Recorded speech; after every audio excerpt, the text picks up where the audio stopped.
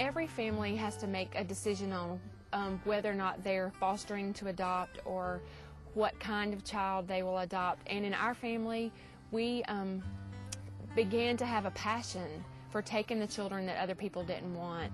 Everybody's ministry and choice is different, but that became ours. Every child is not a fit for every family, but there are families. I've had children that have gone from my home to adoptive placements. They were freed for adoption in my home, but my home wasn't the right place for them. You just have, it's your life, and you have to figure out who's the best match for your family, who's the best match for that child, as a, you know, what family would be best for that child. But it's not about being, you know, this great person or anything like that. It's about dedicating your life to taking care of children and giving them a chance to have a future. There aren't any bad kids.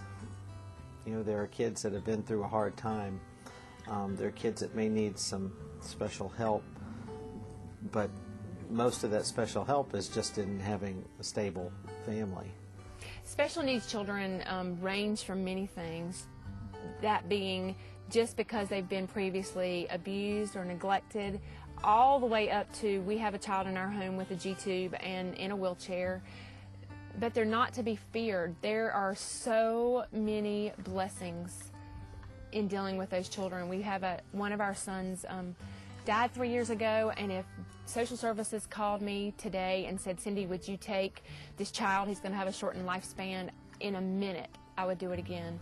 I would absolutely do it again. The blessing that he was to our family, that he was to our children, the capacity that he taught us, the love that they teach you in a way that no other normal, healthy child can teach you. And there are, you know, many, many, many children in the foster care system now, many teenagers who deserve and need a committed family.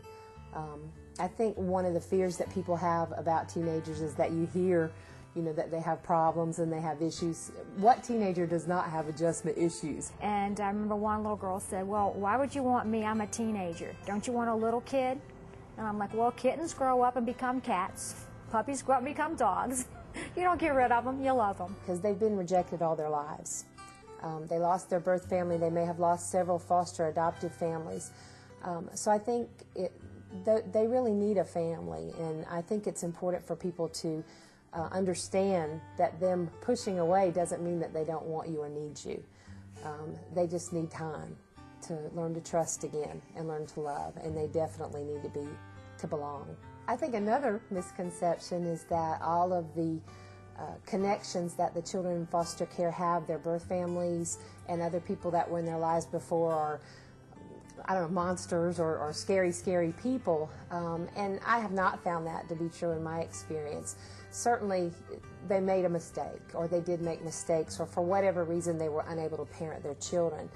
But one of the most important things, particularly when you're adopting older children, is that you have to respect their need for those connections. We all want to know who we are, where we came from. That's part of our identity no matter what, and it never changes. So I think one of the most important aspects of adopting older children is to try to maintain those connections whenever it is safe and appropriate. These kids have already been hurt. They've already been rejected. They've already had people say no to them, or just leave them alone, or say, I can't take this child, take them away. So you can't look at it like that. You look at them as, this is a child that needs you. This child needs someone to believe in them. And when things aren't going well, that's when they need you the most. And I sometimes would ask myself, when I really make the worst mistakes of my life, when I've really let myself down, do I want someone else to turn their back on me? Or do I want someone to just hug me and hold me? Not even say magic words, just hold me and just say it's going to be all right. And somehow when you feel loved, then you can pick yourself up and try again. And that's what the kids need.